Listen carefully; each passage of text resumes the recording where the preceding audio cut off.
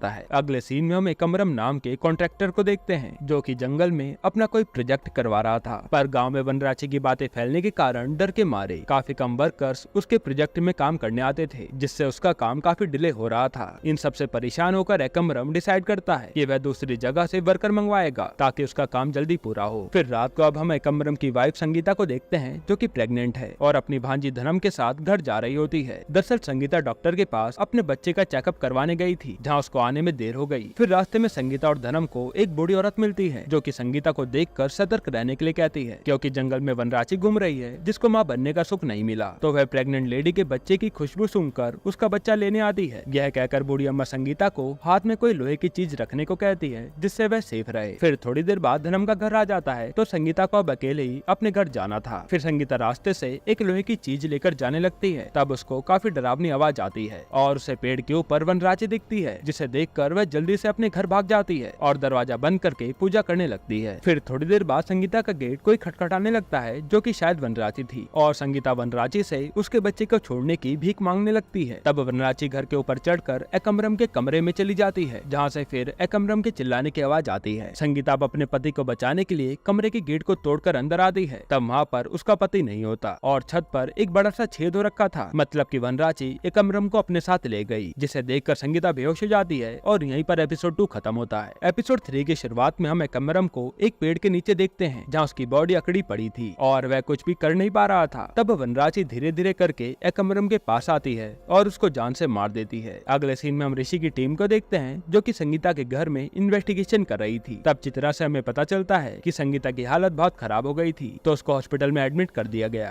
और उसको जब हॉस्पिटल ले जा रहे थे तो उसने बताया कि रात को वनराक्षी उसके बच्चे को लेने आई थी पर उसके पति को लेकर चली गई। फिर ऋषि अपने साथियों को उसकी थ्योरी बताता है, क्योंकि उसको वनराक्षी में बिल्कुल भी विश्वास नहीं था। ऋषि बोलता है कि ये किडनैपिंग है जिसमें संगीता का पीछा सिर्फ ध्यान भटकाने के लिए किया गया और किडनैपरों का असली टारगेट एकम्बरम ही था, जिसको उन्होंने बड़ी चालाकी से प्लान करके किडनैप किया। मतलब कि शायद एकम्बरम अभी भी जिंदा हो सकता है और उसकी तलाशी के लिए ऋषि अपनी टीम को जंगल में भेज देता है। थोड़ी देर बाद ऋषि और उसकी टीम जंगल में डॉग की मदद से एक जगह पर पहुंचते हैं जहां वे कुत्ते जोर जोर से भौंकने लगते हैं। फिर एकदम से वहां पर जोर की हवा चलती है और वनराक्षी की बड़ी डरावनी आवाज आती है, जिससे ऋषि की टीम सतर्क होकर एक्शन मोड में आ जाती है। फिर जैसे ऋषि आगे बढ़कर चेक करता है तो उसको पेड़ के पास एकम्बरम की लाश मिलती है, जिसको भी सेम रॉबर्ट और बाला की तरह मारा हुआ था। ऋषि और उसके साथी अब एकम्बरम की लाश को फोरेंसिक डॉक्टर के पास ले जाते हैं, जहाँ उसके गले में कुछ हलचल सी होने लगती है, जिसके बाद एकम्बरम के मुंह से हरे रंग के कीड़े निकलते हैं जो कि दिखने में काफी वियर्ड सीन था। ऋषि अब उनमें से एक कीड़े को पकड़कर इंसेक्ट एक्सपर्ट के पास ले जाता है। तब वह एक्सपर्ट बताता है कि ये कीड़े प्रेइंग मेंटिस नाम के प्रजाति से आते हैं जो कि अपने पैरों की मदद से सिल्क प्रोड्यूस करते हैं। मतलब कि इन कीड़ों से सभी मर्डर्स के ऊपर जाले बनाए गए हैं। फिर ऋषि इंसेक्ट एक्सपर्ट से पूछता है कि इन कीड़ों को ट्रेन करके किसी आदमी के ऊपर जाले बनवाए जा सकते हैं क्या? तब एक्सपर्ट बोलता है कि ऐसा करना किसी भी आदमी के लिए पॉसिबल नहीं है, पर वह एक हफ्ते में अपनी रिसर्च करके उनको बता सकता है। अगले सीन में ऋषि अपनी टीम के साथ डीएसपी को उनकी इन्वेस्टिगेशन की डिटेल देता है कि उसको इन सब मर्डर के पीछे काफी ज्यादा लोगों का हाथ लग रहा है जो कि काफी सफाई से मर्डर कर रहे हैं और उनको कोई भी सबूत नहीं मिल पा रहा। फिर ऋषि बोलता है कि इन तीनों मर्डर की पैटर्न एकदम सेम है और उनमें से कोई आदमी वनराक्षी का कॉस्ट्यूम पहनकर घूम रहा है ताकि लोग उनसे डर जाएं, जिससे उनका प्लान फेल ना हो और शायद वह ये सब करके कोई मैसेज देना चाहते हैं। तभी वह सभी की बॉडी को जानबूझकर ऐसी जगह पर रख रहे हैं ताकि सब लोग उनको देखें। अगले सीन में हम मंगई नाम की लेडी को देखते हैं जिसकी काफी अच्छी शॉप है और वह वनराक्षी की डॉल को बनाकर बेचती है। तब रास्ते में एक जया नाम की लड़की जा रही होती है जिसको वनराक्षी की डॉल काफी पसंद आती है। वहाँ मंगई उस बच्ची को वनराक्षी की डॉल देने वाली होती है, पर तभी जया की माँ आकर उसको जबरदस्ती अपने साथ ले जाती है और जया वो डॉल नहीं ले पाती। जया अब अपने घर पर आ जाती है जहाँ वे काफी अजीब बिहेव कर रही थी और अपने घर के बाहर से जंगल की तरफ ही देखे जा रही थी, जो कि जया की माँ को अच्छा नहीं लगता। तो वे उसको घर के अंदर आने के लिए कहती है, पर जया बाहर से एकदम गायब हो जाती है। इससे घबराकर जया की माँ उसको ढूंढने लगती है, पर वह उनको कहीं भी नहीं मिलती। थोड़ी देर बाद जया की माँ को जया उसके रूम में मिलती है जिसके पास वनराक्षी की डॉल आ गई थी, जो कि जया की माँ को पता भी नहीं चलता। रात को अब जया की माँ को काफी डरावनी से आवाज आती है, तो वह अपने पति को घर चेक करने के लिए कहती है। तब जया के मम्मी पापा के साथ काफी डरावने इंसिडेंट होते हैं। फिर जया के पापा देखते हैं कि उनके घर में वनराक्षी की डॉल पड़ी है, जिससे उनको लगता है कि किसी ने उनके घर में कोई काला जादू किया है। तब जया के पापा गुस्से में उस डॉल को जलाकर खत्म कर देते हैं और जया की माँ को ये सब सही नहीं लगता। तभी हम देखते हैं कि वनराक्षी जया के पापा को ये सब करते पेड़ के ऊपर से देख रही है। अगले सीन में हम यमुना को देखते हैं जो कि एनआर की पत्नी है। एनआर और यमुना ने भागकर शादी की थी। इसके बाद यमुना जब एनआर के घर आई तो उसकी दादी ही मर गई। तब एनआर के घर वालों ने यमुना की कुंडली सही नहीं है, यह कहकर उसको घर से ही निकाल दिया। और तब एनआर भी यमुना की साइड नहीं ले पाया, जिससे एनआर और यमुना के बीच काफी लड़ाई भी हुई और यमुना अपने मायके चली गई जहाँ उसके पापा थे और वो यमुना से बिल्कुल भी बातें नहीं करते क्योंकि वे उसकी शादी के डिसीजन से खुश नहीं थे। एनआर अब यमुना से आकर बात करता है और उसको ग्रहों की पूजा करवाने के लिए कहता है, पर यमुना नहीं मानती और गुस्से में वहाँ से चली जाती है। अब हम चित्रा के घर में देखते हैं कि चित्रा को देखने के लिए कोई लड़का आया है जो कि चित्रा का दोस्त ही है और वो चित्रा को पसंद करता है, पर चित्रा फिलहाल अभी शादी नहीं करना चाहती थी और उसे अपने करियर पर फोकस करना था, जिससे चित्रा अपने घर वालों के डिसीजन से उदास थी। फिर चित्रा एनआर से जाकर मिलती है और उसको अपनी शादी के रिश्ते के बारे में बताती है क्योंकि वह दोनों काफी अच्छे दोस्त थे और आपस में काफी सारी बातें शेयर करते थे। अब हम ऋषि को देखते हैं जो कि अपने बेड पर लेटा होता है। फिर हमें उसका फ्लैशबैक दिखाते हैं जहाँ ऋषि अपनी वाइफ के साथ बेड पर लेटा था। तब ऋषि बोलता है कि उसको एक मिशन पर जाना है, अगर उसको कुछ भी हो गया तो वह मूव ऑन करके किसी और से शादी कर ले, पर ऋषि की वाइफ साफ मना कर देती है क्योंकि वह उससे बहुत प्यार करती थी। फिर ऋषि की वाइफ मजाक में कहती है कि अगर वह मर गई ना तो वह उसको भूत बनकर डराएगी। इस सीन के बाद हमें पता चल गया था कि जो डरावनी आत्मा ऋषि को दिख रही है वह उसकी वाइफ की आत्मा है, मतलब ऋषि के साथ पास्ट में कुछ ऐसा हुआ है जिससे उसकी वाइफ मारी गई, तभी ऋषि को उसकी आत्मा दिख रही है। प्रेजेंट में अब हम देखते हैं कि ऋषि लेटा हुआ है और उसकी छत पर उसकी वाइफ की आत्मा उसको दिख रही है, जो कि काफी डरावना सीन था। और यहीं पर एपिसोड 3 खत्म होता है। एपिसोड 4 की शुरुआत में हमें मंगई को दिखाते हैं जो कि रात को अपनी दुकान बंद करके अपने घर जाने लगती है। तब रास्ते में एक आदमी उसका पीछा करता है जिससे डरकर मंगई अपने घर फटाफट जाती है। फिर जब वह आदमी मंगई को खिड़की से देखता है तब मंगई के हाथ टेढ़े मेढ़े हो जाते हैं और मंगई का चेहरा काफी डरावना हो जाता है। ऐसा लग रहा था कि मंगई वनराची में बदल रही है, जिसके बाद वह आदमी डर के मारे वहाँ से भाग जाता है। अब हम सत्या को देखते हैं जो कि इरफान के घर खाना खाने आता है क्योंकि इरफान की फैमिली ने उसको खाने पर बुलाया था। यहाँ सत्या और इरफान की फैमिली की काफी बातचीत होती है। अगले सीन में ऋषि एनआर के साथ हेनकडू जा रहा होता है जहाँ चित्रा थोड़े टाइम बाद आएगी क्योंकि उसको ऋषि ने कुछ पेपर वर्क करने को बोला है। एनआर अब रास्ते में ऋषि से पूछता है कि उसको भूतों में विश्वास है क्या, जिसका जवाब ऋषि नहीं देता है, पर हमें पता है कि ऋषि को उसकी वाइफ विजी की आत्मा दिखती है जिसके लिए ऋषि दवाई भी ले रहा है। फिर एनआर ऋषि को बताता है कि उसने भूतों और डेमी गॉड के ऊपर रिसर्च करी है जहाँ उसको पता चला है कि हर डेमी गॉड के साथ कोई न कोई जानवर जरूर होता है और वनराची के साथ हर इंसेक्ट होते हैं जो कि जाल बनाते हैं, और जब भी वनराची किसी आदमी को मारती है तब वह कीड़े उस आदमी के ऊपर जाले बना देते हैं और ये एक तरह का कर्म कांड है। यह सुनने के बाद ऋषि एनआर पर गुस्सा होता है क्योंकि उसका कहना था कि ये सब वनराची ही कर रही है। फिर ऋषि कहता है कि हम ये सब अपनी रिपोर्ट फाइल में नहीं लिख सकते और हर मिस्ट्री के पीछे कोई न कोई लॉजिकल एक्सप्लेनेशन जरूर होता है जिसके ऊपर वह कैसे भी करके पहुंच कर ही रहेंगे। फिर ऋषि और एनआर अब गेस्ट हाउस पहुंच जाते हैं जहाँ पर सत्या उनके रहने का पूरा अरेंजमेंट करवाता है और कैथी को ऋषि के असिस्टेंट के रूप में रख देता है क्योंकि ऋषि को जंगल में किसी फॉरेस्ट एक्सपर्ट की जरूरत होगी जो कि उनकी मदद कर पाए। सत्या अब कैथी को ऋषि की टीम के साथ ही रहने को बोलता है ताकि उनकी टीम को किसी भी चीज की दिक्कत ना हो। ऋषि अब सत्या से सेल्वी के बारे में पूछता है जिसको वनराची दिखी थी, पर सत्या बोलता है कि सबको ही वनराची दिख रही है, पर उसको इस बात पर बिल्कुल भी विश्वास नहीं है। रात को एनआर यमुना से फोन पर बात करता है और उससे अपनी फीलिंग बताता है कि उसको उससे दूर होकर अच्छा नहीं लग रहा है। तब यमुना का भी सेम यही हाल होता है, पर वह उसे कुछ कहती नहीं, जिसके बाद एनआर फोन काट देता है। अब हम चित्रा को देखते हैं जो कि अपने एक फ्रेंड हीरा को स्टॉक कर रही थी। चित्रा को देखकर ऐसा लग रहा था कि वह हीरा को प्यार करती है। तब एकदम से हीरा चित्रा को फोन करके कहती है कि उसको एक काम के लिए उसके शहर आना होगा, तो क्या वह 2 दिन उसके साथ रह सकती है, जिसके लिए चित्रा खुशी खुशी हाँ कर देती है क्योंकि चित्रा हीरा को प्यार जो करती थी। इधर अगले दिन ऋषि और एनआर केस डिस्कस करते हैं। तब एनआर बोलता है कि किलर एकम्बरम को उसके घर में भी तो मार सकता था, पर उसने उनको जंगल में ले जाकर ही क्यों मारा, और रॉबर्ट को भी जंगल में मारा गया था, जिससे ऋषि को मर्डर का कनेक्शन जंगल से लगता है। ऋषि अब कैथी के साथ पहले एकम्बरम के ऑफिस जाता है जहाँ ऋषि को एकम्बरम का एक सीक्रेट ड्रॉर मिलता है जिसमें एकम्बरम का फोन और कुछ डॉक्यूमेंट थे। उसके बाद ऋषि अपनी टीम के साथ एकम्बरम की कंस्ट्रक्शन साइट पर जाता है जहाँ उसको ठेकेदार से पता चलता है कि ये प्रोजेक्ट बंद होने वाला है जो कि जंगल काट कर बनने वाला था क्योंकि एकम्बरम सर मर चुके हैं और शायद इस प्रोजेक्ट को चालू होने में साल भर लगेगा क्योंकि सरकार अब दोबारा टेंडर निकालेगी। ऋषि की टीम अब सामने वाले जंगल में जाकर इन्वेस्टिगेशन करती है जहाँ पर एक ब्लैक पैंथर आता है जिससे कैथी ऋषि की टीम को बचा लेती है। फिर ऋषि की टीम अब जंगल के बाहर आते हैं तब एकदम से जोर की बारिश होने लगती है और वह सब एक शेल्टर के नीचे खुद को बारिश से बचाते हैं जहाँ कैथी को पता चलता है कि ऋषि की एक आंख निकली है जिससे वह थोड़ा शॉक हो जाती है। अगले सीन में हम देखते हैं कि एकम्बरम की बीवी का बच्चा मर गया जिससे वह जोर जोर से रोने लगती है। अब यहाँ ऋषि अपने घर में बैठा होता है तब वह कुछ सोचता है और हमें फिर से फ्लैशबैक दिखाते हैं जहाँ ऋषि का उसकी वाइफ विज्जी से झगड़ा हो गया था और वह विज्जी को अवॉइड करके अपने दोस्तों के साथ बैठकर दारू पी रहा था। तभी विज्जी ऋषि को फोन करके मिलने को कहती है, नहीं तो वह खुद को गाड़ी से उड़वा कर मार लेगी। फिर जब ऋषि विंडो से बाहर देखता है तो विज्जी उसके सामने खड़ी थी, जिसके बाद एकदम से कैथी ऋषि के रूम में आती है है और वह डर के जाग जाता है। ऋषि अब